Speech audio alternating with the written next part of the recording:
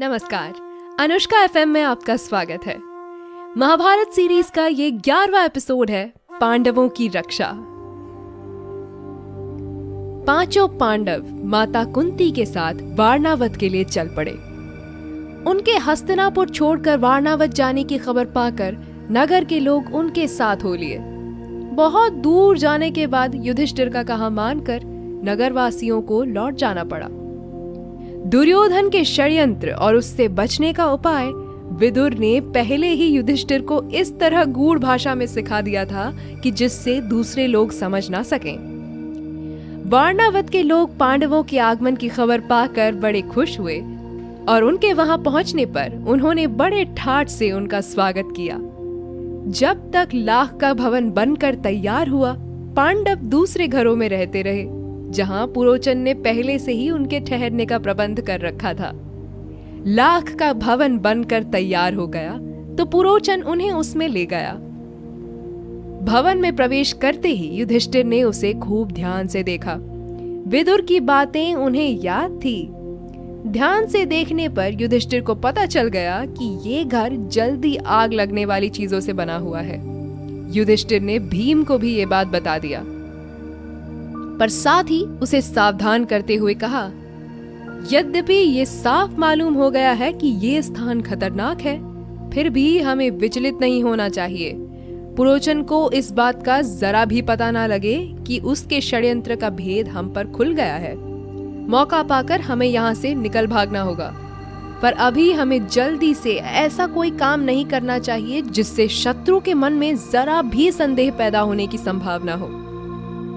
युधिष्ठिर की इस सलाह को भीमसेन सहित सब भाइयों तथा कुंती ने मान लिया। वे उसी लाख के भवन में रहने लगे। इतने में विदुर का भेजा हुआ एक सुरंग बनाने वाला कारीगर वारणावत में आ पहुंचा। उसने एक दिन पांडवों को अकेले में पाकर उन्हें अपना परिचय देते हुए कहा, आप लोगों की भलाई के लिए हस्तिनापुर से रवाना होते समय विदुर ने युधिष्ठिर से सांकेतिक भाषा में जो कहा था वो बात मैं जानता हूँ। यही मेरे सच्चे मित्र होने का सबूत है। आप मुझ पर भरोसा रखें, मैं आप लोगों की रक्षा का प्रबंध करने के लिए ही आया हूँ। इसके बाद वो कारीगर महल में पहुंच गया और गुप्त रूप से कुछ दिनों में ही उसमें एक सुरंग बना दी। इस रास्ते से पांडव महल के अंदर से नीचे ही नीचे चहारदीवारी और गहरी खाई को लांघकर सुरक्षित बेखटके बाहर निकल सकते थे। ये काम इतने गुप्त रूप से और इस खूबी से हुआ कि पुरोचन को अंत तक इस बात की खबर ना हो पाई।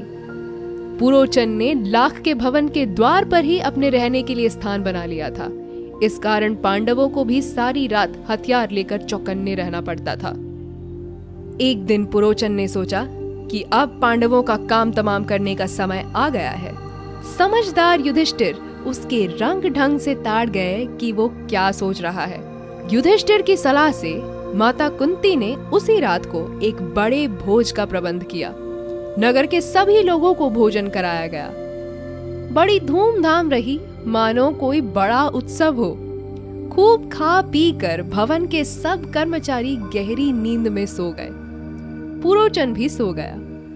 आधी रात के समय भीमसेन ने भवन में कई जगह आग लगा दी और फिर पांचों भाई माता कुंती के साथ सुरंग के रास्ते अंधेरे में रास्ता टटोलते टटोलते बाहर निकल गए। भवन से बाहर वे निकले ही थे कि आग ने सारे भवन को अपनी लपटों में ले लिया। पुरोचन के रहने के मकान में भी आग लग गई। सारे नगर के लोग इकट्ठे हो गए और पांडवों के भवन को भयंकर आग की भेंट होते देखकर हाहाकार मचाने लगे। कौरवों के अत्याचार से जनता क्षुब्ध हो उठी और तरह तरह से कौरवों की निंदा करने लगी। लोग क्रोध में अनाप शनाप बकने लगे, हाय तौबा मचाने लगे और उनके देखते देखते सारा भवन जलकर राख हो गया। पुरोचन का मकान और स्वयं पुरोचन भी आग की भेंट हो गया। वारणावत के लोगों ने तुरंत ही हस्तिनापुर में खबर पहुंचा दी कि पांडव जिस भवन में ठहराए गए थे वो जलकर राख हो गया है और भवन में कोई भी जिंदा नहीं बचा। धृतराष्ट्र और उनके बेटों ने पांडवों की मृत्यु पर बड़ा शोक मनाया। वे गंगा किनारे गए और पांडवों तथा कुंती को जलांजलि दी। फिर सब मिलकर बड़े जोर जोर से रोते और विलाप करते हुए घर लौटे। परंतु दार्शनिक विदुर ने शोक को मन ही मन में दबा लिया, अधिक शोक प्रदर्शन ना किया। इसके अलावा विदुर को यह भी पक्का विश्वास था कि पांडव लाख के भवन से बचकर निकल गए होंगे। पितामह भीष्म तो मानो शोक के सागर में ही डूब गए थे, पर उनको विदुर ने धीरज बंधाया और पांडवों के बचाव के लिए किए गए अपने सारे प्रबंध का हाल बताकर उन्हें चिंता मुक्त कर दिया। लाख के घर को जलता हुआ छोड़कर पांचों भाई माता कुंती के साथ बच निकले और जंगल में पहुंच गए। जंगल में पहुंचने पर भीमसेन ने देखा कि रात भर जगे होने तथा चिंता और भय से पीड़ित होने के कारण चारों भाई बहुत थके हुए हैं। माता कुंती की दशा तो बड़ी ही दयनीय थी, बेचारी थक कर चूर हो गई थी। सो महाबली भीम ने माता को उठाकर अपने कंधे पर बैठा लिया और नकुल एवं सहदेव को कमर पर ले लिया। युधिष्ठिर और अर्जुन को दोनों हाथों से पकड़ लिया और वो उस जंगली रास्ते में उन्मत्त हाथी के समान झाड़ झकाड़ और पेड़ पौधों को इधर उधर हटाता वो रौंदता हुआ तेजी से चलने लगा। जब वे सब गंगा के किनारे पहुंचे तो वहां विदुर की भेजी हुई एक नाव मिली। युधिष्ठिर ने मल्लाह से सांकेतिक प्रश्न करके जांच लिया कि वो मित्र है। वे लोग अगले दिन शाम होने तक चलते ही रहे ताकि किसी सुरक्षित स्थान पर पहुंच जाएं। सूरज डूब गया और रात हो चली। चारों तरफ अंधेरा छा गया। कुंती और पांडव एक तो थकावट के मारे चूर हो रहे थे, ऊपर से प्यास और नींद भी उन्हें सताने लगी। चक्कर सा आने लगा। एक पग भी आगे बढ़ना असंभव हो गया। भीम के सिवाय और सब भाई वहीं जमीन पर बैठ गए। कुंती से तो बैठा भी नहीं गया। वो दीन भाव से बोली, मैं तो प्यास से मरी जा रही हूं, अब मुझसे बिल्कुल चला नहीं जाता। धृतराष्ट्र के बेटे चाहे तो भले ही मुझे यहाँ से उठा ले जाएं, मैं तो यहीं पड़ी रहूंगी। ये कहकर कुंती वहीं जमीन पर गिरकर बेहोश हो गई। माता और भाइयों का ये हाल देखकर क्षोभ के मारे भीमसेन का हृदय दग्ध हो उठा। वो उस भयानक जंगल में बेधड़क घुस गया और इधर उधर घूम घाम कर उसने एक जलाशय का पता लगा ही लिया। उसने पानी लाकर माता और भाइयों की प्यास बुझाई। पानी पीकर चारों भाई और माता कुंती ऐसे सोए कि उन्हें अपनी सुध बुध तक न रही। अकेला भीमसेन मन ही मन कुछ सोचता हुआ चिंतित भाव से बैठा रहा। पांचों भाई और माता कुंती के लिए अनेक विघ्न बाधाओं का सामना करते और बड़ी मुसीबतों से झेलते हुए उस जंगली रास्ते में आगे बढ़ते ही चले गए। वे कभी माता को उठाकर तेज चलते, कभी थके मांदे बैठ जाते, कभी एक दूसरे से होड़ लगाकर रास्ता पार करते। वे ब्राह्मण ब्रह्मचारियों का वेश धरकर एक चक्रा नगरी में जाकर एक ब्राह्मण के घर में रहने लगे। माता कुंती के साथ पांचों पांडव एक चक्रा नगरी में भिक्षा मांगकर अपनी गुजर करके दिन बिताने लगे। भिक्षा के लिए जब पांचों भाई निकल जाते तो कुंती का जी बड़ा बेचैन हो उठता था। वो बड़ी चिंता से उनकी बाट जोती रहती। उनके लौटने में जरा भी देर हो जाती तो कुंती के मन में तरह तरह की आशंकाएं उठने लगती थी। पांचों भाई भिक्षा में जितना भोजन लाते कुंती उसके 2 हिस्से कर देती। एक हिस्सा भीमसेन को दे देती और बाकी आधे में से 5 हिस्से करके चारों बेटे और खुद खा लेती थी। इस पर भी भीमसेन की भूख नहीं मिटती थी। हमेशा ही भूखा रहने के कारण वो दिन पर दिन दुबला होने लगा। भीमसेन का ये हाल देखकर कुंती और युधिष्ठिर बड़े चिंतित रहने लगे। थोड़े से भोजन से पेट ना भरता था, सो भीमसेन ने एक कुम्हार से दोस्ती कर ली। उसने मिट्टी आदि खोदने में मदद करके उसको खुश कर दिया। कुम्हार भीम से बड़ा खुश हुआ और एक बड़ी भारी हांडी बनाकर उसको दी। भीम उसी हांडी को लेकर भिक्षा के लिए निकलने लगा। उसका विशाल शरीर और उसकी वो विलक्षण हांडी देखकर बच्चे तो हंसते हंसते लोटपोट हो जाते। एक दिन चारों भाई भिक्षा के लिए गए। अकेला भीमसेन ही माता कुंती के साथ घर पर रहा। इतने में ब्राह्मण के घर के भीतर से बिलख बिलख कर रोने की आवाज आई। अंदर जाकर देखा कि ब्राह्मण और उसकी पत्नी आंखों में आंसू भरे सिसकियां लेते हुए एक दूसरे से बातें कर रहे हैं। ब्राह्मण बड़े दुखी हृदय से अपनी पत्नी से कह रहा था, कितनी ही बार मैंने तुम्हें समझाया कि इस अंधेर नगरी को छोड़कर कहीं और चले जाएं, पर तुम नहीं मानी। यही हट करती रही कि ये मेरे बाप दादा का गांव है, यहीं रहूंगी। बोलो अब क्या कहती हो? अपनी बेटी की भी बलि कैसे चढ़ा दूं और पुत्र को कैसे काल कवलित होने दूं? यदि मैं शरीर त्यागता हूं तो फिर इन अनाथ बच्चों का भरण पोषण कौन करेगा? हाय, मैं अब क्या करूं? और कुछ करने से अच्छा उपाय ये है कि सभी एक साथ मौत को गले लगा ले, यही अच्छा होगा। कहते कहते ब्राह्मण सिसक सिसक कर रो पड़ा।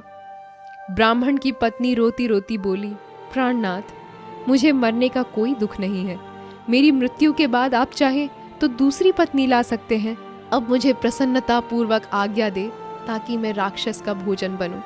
पत्नी की ये व्यथा भरी बातें सुनकर ब्राह्मण से ना रहा गया। वो बोला, प्रिय, मुझसे बड़ा दुरात्मा और पापी कौन होगा जो तुम्हें राक्षस की बलि चढ़ा दे और खुद जीवित रहे? माता पिता को इस तरह बातें करते देख ब्राह्मण की बेटी से ना रहा गया। उसने करुण स्वर में कहा, पिताजी, अच्छा तो यही होगा कि राक्षस के पास आप मुझे भेज दें।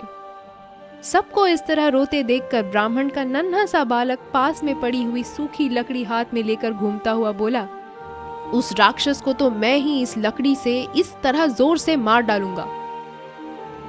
कुंती खड़ी खड़ी ये सब देख रही थी। अपनी बात कहने का उसने ठीक मौका देखा। वो बोली, हे ब्राह्मण, क्या आप कृपा करके मुझे बता सकते हैं कि आप लोगों के इस असमय दुख का कारण क्या है? ब्राह्मण ने कहा, देवी सुनिए, इस नगरी के समीप एक गुफा है जिसमें बक नामक एक बड़ा अत्याचारी राक्षस रहता है। पिछले 13 वर्षों से इस नगरी के लोगों पर वो बड़े जुल्म ढा रहा है। इस देश का राजा, जो वेत्रकीय नाम के महल में रहता है, इतना निकम्मा है कि प्रजा को राक्षस के अत्याचार से बचा नहीं रहा है। इससे घबराकर नगर के लोगों ने मिलकर उससे बड़ी अनुनय विनय की कि कोई न कोई नियम बना ले। बकासुर ने लोगों की ये बात मान ली और तब से इस समझौते के अनुसार ये नियम बना हुआ है कि लोग बारी बारी से एक एक आदमी और खाने की चीजें हर सप्ताह उसे पहुंचा दिया करते हैं। इस सप्ताह में उस राक्षस के खाने के लिए आदमी और भोजन भेजने की हमारी बारी है। अब तो मैंने यही सोचा है कि सबको साथ लेकर ही राक्षस के पास चला जाऊंगा। आपने पूछा तो आपको बता दिया। इस कष्ट का दूर करना तो आपके बस में भी नहीं है। ब्राह्मण की बात का कोई उत्तर देने से पहले कुंती ने भीमसेन से सलाह ली। उसने लौट कर कहा, विप्रवर, आप इस बात की चिंता छोड़ दें। मेरे 5 बेटे हैं, उनमें से एक आज राक्षस के पास भोजन लेकर चला जाएगा। सुनकर ब्राह्मण चौंक पड़ा और बोला, आप भी कैसी बात कहती हैं? आप हमारी अतिथि हैं, हमारे घर में आश्रय लिए हुए हैं। आपके बेटे को मौत के मुंह में मैं भेजूं? ये कहाँ का न्याय है? मुझसे ये नहीं हो सकता। कुंती को डर था कि यदि ये बात फैल गई तो दुर्योधन और उनके साथियों को पता लग जाएगा कि पांडव एक चक्री नगरी में छिपे हुए हैं। इसीलिए उसने ब्राह्मण से इस बात को गुप्त रखने का आग्रह किया था। कुंती ने जब भीमसेन को बताया कि उसे बकासुर के पास भोजन सामग्री लेकर जाना होगा तो युधिष्ठिर खिज उठे और बोले कि तुम कैसा दुस्साहस करने चली हो माँ? युधिष्ठिर की इन कड़ी बातों का उत्तर देते हुए कुंती बोली, बेटा युधिष्ठिर, इस ब्राह्मण के घर में हमने कई दिन आराम से बिताए हैं। जब इन पर विपदा पड़ी है तो मनुष्य होने के नाते हमें उसका बदला चुकाना ही चाहिए। मैं बेटा भीम की शक्ति और बल से अच्छी तरह परिचित हूँ। तुम इस बात की चिंता मत करो। जो हमें वारणावत से यहाँ तक उठा ले आया, जिसने हिडिंब का वध किया, उस भीम के बारे में मुझे ना तो कोई डर है ना चिंता। भीम को बकासुर के पास भेजना हमारा कर्तव्य है। इसके बाद नियम के अनुसार नगर के लोग खाने पीने की चीजें गाड़ी में रख कर ले आए। भीमसेन उछलकर गाड़ी में बैठ गया। शहर के लोग भी बाजे बजाते हुए कुछ दूर तक उनके पीछे पीछे चले। एक निश्चित स्थान पर लोग रुक गए और अकेला भीम गाड़ी दौड़ाता हुआ आगे गया। उधर राक्षस मारे भूख के तड़प रहा था। जब बहुत देर हो गई तो बड़े क्रोध के साथ वो गुफा से बाहर आया। देखता क्या है, कि एक मोटा सा मनुष्य बड़े आराम से बैठा हुआ भोजन कर रहा है। ये देखकर बकासुर की आंखें क्रोध से एकदम लाल हो उठी। इतने में भीमसेन की भी निगाहें उस पर पड़ी। उसने हंसते हुए उसका नाम लेकर पुकारा। भीमसेन की ये ढिठाई देखकर राक्षस गुस्से में भर गया और तेजी से भीमसेन पर झपटा। भीमसेन ने बकासुर को अपनी ओर आते देखा तो उसने उसकी तरफ पीठ फेर ली और कुछ भी परवाह ना करके खाने में ही लगा रहा। खाली हाथों काम न बनते देखकर राक्षस ने एक बड़ा सा पेड़ जड़ से उखाड़ लिया और उसे भीमसेन पर दे मारा, परंतु भीमसेन ने बाएं हाथ पर उसे रोक लिया। दोनों में भयंकर मुठभेड़ हो गई। भीमसेन ने बकासुर को ठोकरें मारकर गिरा दिया और कहा, दुष्ट राक्षस, जरा विश्राम तो करने दो। थोड़ी देर सुस्ता कर भीम ने फिर कहा, अच्छा अब उठो। बकासुर उठकर भीम के साथ लड़ने लगा। भीमसेन ने उसको ठोकरें लगाकर फिर गिरा दिया। इस तरह बार बार पछाड़ खाने पर भी राक्षस उठकर भिड़ जाता था। आखिर भीम ने उसे मुंह के बल गिरा दिया और उसकी पीठ पर घुटनों की मार देकर उसकी रीढ़ तोड़ डाली। राक्षस पीड़ा के मारे चीख उठा और उसके प्राण पखेरु उड़ गए। भीमसेन उसकी लाश को घसीट लाया और उसे नगर के फाटक पर जाकर पटक दिया। फिर उसने घर आकर मां को सारा हाल बताया। अगला एपिसोड है द्रौपदी स्वयंवर।